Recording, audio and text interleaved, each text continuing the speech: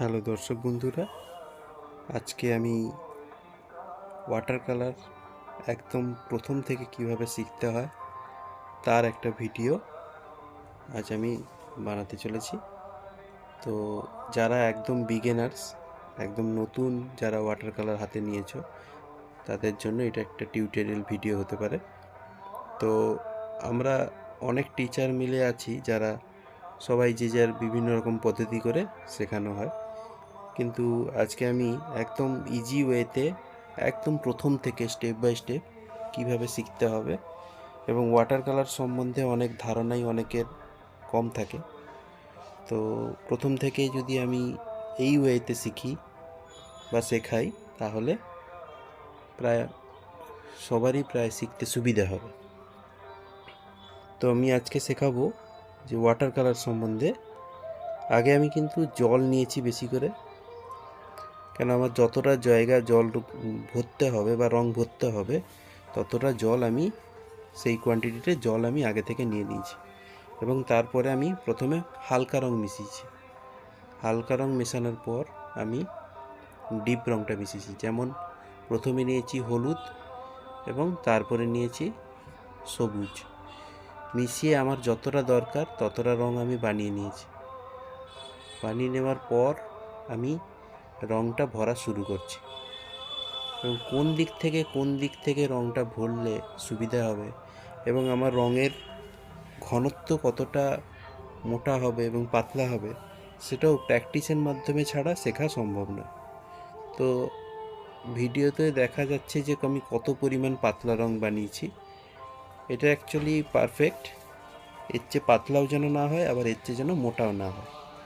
আর রং ভরার নিয়ম হচ্ছে যে কোনো এক পাশ থেকে রংটা টেনে টেনে নিয়ে যেতে হবে। অনেকে তুলি নিয়ে খাতার উপরে ঘাঁটে, মানে তুলিটা ডান দিক বাম দিক করে বিভিন্ন দিক করে তুলিটাকে ঘষতে থাকে। না, যে কোনো এক দিক থেকে তুলির রঙগুলোকে এক দিক থেকে টেনে টেনে নিয়ে যেতে হবে। ঘষলে হবে না। আমি কিন্তু ঘষছি না, আমি কিন্তু এক পাশ থেকে রং নিয়েছি, রঙগুলোকে টানছি। বর্ডারগুলো আগে এক পাশে করে নিচ্ছি যাতে সিকিউরিটিটা স্ট্রং থাকে, মানে রংটা যাতে আমার বেরিয়ে না যায়। তো এক পাশ থেকে আমি রঙগুলোকে খাইয়ে খাইয়ে এক পাশ থেকে আরেক পাশে টেনে নিয়ে যাচ্ছি। এবার যখন দেখছি যে তুলিতে কালার আমার শেষ হয়ে গেছে বা হয়ে আসছে, তার আগে আমি তুলিতে রং নিয়ে নিলাম। এবং এইভাবেই কিন্তু আমি পরপর এক দিক থেকে কমপ্লিট করে করে আরেক পাশে যাচ্ছি। এটাই অ্যাকচুয়ালি কালার ভরলে বা এইভাবে কালার করতে পারলে কিন্তু ছবিটা বা রংটা স্মুথ থাকে বা কোনো রকম ব্যালেন্স বা কালার থাকে না। তো এইভাবে করে কিছুদিন আপাতত বিভিন্ন রকম শেপ বা বিভিন্ন রকম শুধু রং ভরা আগে শিখতে হবে, নাহলে কিন্তু ওয়াটার কালার শেখা একটু মুশকিল ব্যাপার আছে। আগে যে রংটা বানিয়েছিলাম সেটা দুটো রঙের মিশ্রণে বানানো হয়েছিল। সবার প্রথমে কিন্তু আমি জল নিয়েছিলাম, যতটা আমার দরকার রং তৈরি করার ততটা আমি আগে জল নিয়েছিলাম। তারপরে আমি প্রথমে হলুদ নিয়েছি, তারপরে কিন্তু ডিপ সবুজ নিয়েছি। তো এখন যে রংটা আমি ভরছি সেটা বেশি খুব একটা বড় জায়গা নয়, তাই যতটা আমার কালার লাগবে তার চেয়ে আমি একটু বেশি পরিমাণে আমি জল নেব এবং রংটা একটা নির্দিষ্ট ঘনত্বে বানিয়ে তারপর আমি এক পাশ থেকে আগে বর্ডার করে নিয়েছি এবং আরেক পাশে রংটাকে টেনে টেনে নিয়ে যাচ্ছি। সবাই কিন্তু দেখতে পাচ্ছ যে আমি নিচে থেকে বা উপর থেকে যখন রং করছি তখন কিছুটা নিচের অংশ শুকিয়ে যাচ্ছে। আমাকে কিন্তু সমান্তরালভাবে সমস্ত রঙগুলোকে সমান গতিতে টেনে নিয়ে যেতে হবে, নাহলে কিন্তু হয় আমি উপর দিকে রং করতে গেলে কিন্তু নিচেরটা শুকিয়ে যাচ্ছে। তো কী করতে হবে, হয় উপরে বা যে দিকটাতে হয়তো আমার ফিরে আসতে অনেক সময় লাগবে তখন কি করব না, আমি বেশি করে সেখানে একটু জল দিয়ে তারপর আমি উপর থেকে কাজ মিটিয়ে আস্তে আস্তে এক পাশে গিয়ে কাজটা শেষ করছি, নাহলে কিন্তু কালারটা ডিসব্যালেন্স হতে পারে। এবং লাস্টে যে রংটা থেকে যাবে সেটা আমি তুলি দিয়ে মুছে রুমালে মুছে নেব বা ধুয়ে নেব। এরপরে কিন্তু তুলি নিয়ে এর উপরে আর কোনো ঘাঁটাঘাঁটি করা যাবে না। কেন যদি এই এই সময় যদি আমি তুলি নিয়ে ওর কোথাও হয়তো বাকি রয়ে গেছে বলে যদি ঘাঁটাঘাঁটি করি, তাহলে কিন্তু ছবিটা ডিসকালার হয়ে যাবে। তো এবার আমি বানাচ্ছি স্কাই কালার। যেহেতু পেজের কালার অলরেডি সাদা, তাই স্কাই কালার বানানোর জন্য আমি কোবাল্ট ব্লু ইউজ করছি। এখানে সাদা রং ইউজ করার কোনো মানেই হয় না, কেন ওয়াটার কালারের নিয়ম অনুসারে সাদা রং ইউজ করাটা উচিত নয়। তো আমি প্রথমে বেশি করে জল নিয়ে নিয়েছি আগে। যতটা আমার স্কাই কালার বা যতটা আমার আকাশের একটা ঘনত্ব, সেটা অভিজ্ঞতার মাধ্যমে অভ্যাস হয়ে যায় যে আমার কতটা জল লাগবে। বেশি হয় তাও ঠিক আছে, কম যেন না পড়ে। কেন যেইটুকু রং কম পড়বে সেইটুকু রং আবার নতুন করে বানাতে গেলে তাহলে কিন্তু সেই আগের মতো কোয়ান্টিটি বা আগের মতো রংটা আসবে না। তাই যা বানানোর সেটা একটু হয় বেশি কোয়ান্টিটি হোক তাও ঠিক আছে, কিন্তু কম যেন না হয়। এবং ভরার নিয়মটা ঠিক সেম থাকবে, যে কোনো এক দিক থেকে আরেক দিক পর্যন্ত এইভাবে রংটাকে টেনে টেনে নিয়ে যেতে হবে।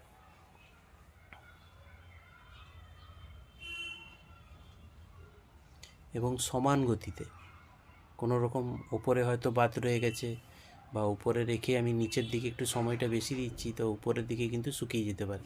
সেই জন্য দেখতে পাচ্ছ যে আমি কিন্তু উপরে কিন্তু একটু জল বেশি দিয়ে ওখানে একটু ভিজিয়ে রেখেছি, যাতে আমি যখন নিচ থেকে রং ভরে ভরে আসবো তখনও যেন ওটা একটু ভেজা থাকে।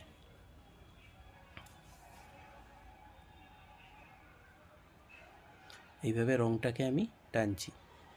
অ্যাকুরেট একদম সুন্দর স্মুথ কালার করা সম্ভব নয়, কিন্তু তবুও যত সম্ভব আমরা কালারটাকে স্মুথ বানাতে পারি।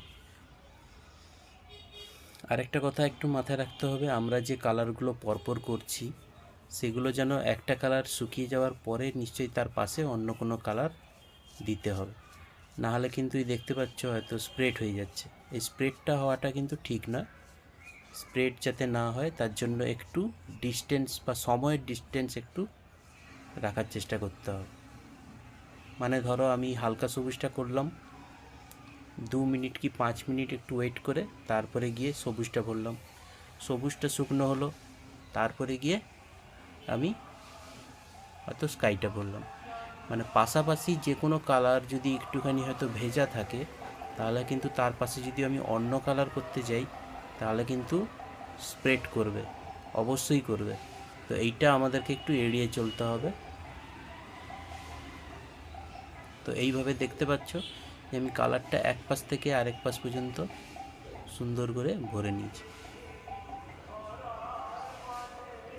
ডিসকালার হয়তো হয়েছে, হবে না যে একদম তা নয়, হবে, অবশ্যই হবে, কিন্তু তবুও আমরা অনেকটা এড়িয়ে যেতে পারি এই ডিসকালার হওয়া থেকে বাঁচতে। তো এইভাবে করলাম কি না, আমি ফার্স্ট টোনটা কমপ্লিট করে নিচ্ছি। আর একটা কথা মাথায় রাখতে হবে, যে কোনো ছবি প্রথম শিখতে হলে আগে কিন্তু রং ভরা শিখতে হবে, এবং রঙের ঘনত্ব আমার কতটা লাগবে সেটা সম্বন্ধে ধারণা করে নেওয়াটা অত্যন্ত জরুরি।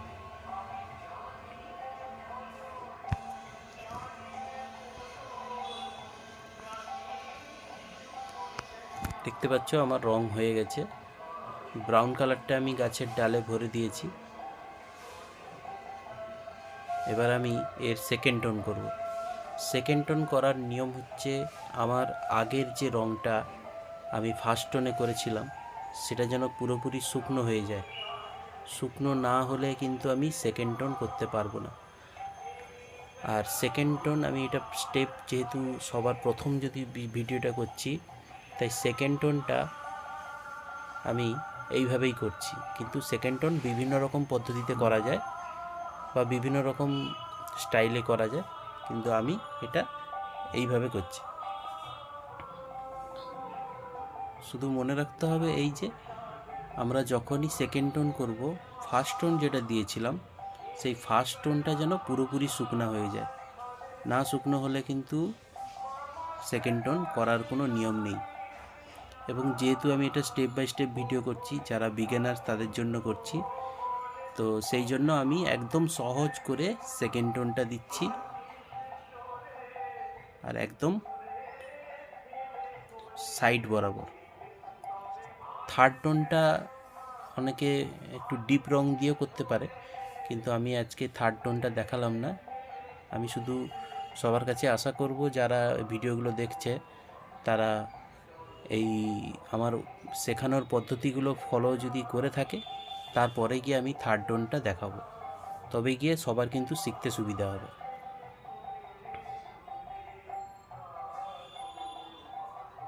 না হলে কিছু উপকার হবে না। ধরো আজকে যদি আমি পুরো থার্ড টোন পর্যন্ত যদি দেখিয়ে দিই, তাহলে কিন্তু ওরা কিন্তু ধৈর্য হারিয়ে ফেলে এই ফার্স্ট টোন কীভাবে করতে হবে, সেকেন্ড টোন কীভাবে করতে হবে, এগুলো না জেনেই থার্ড টোন করতে লেগে পড়বে। তো সেই জন্যই আগে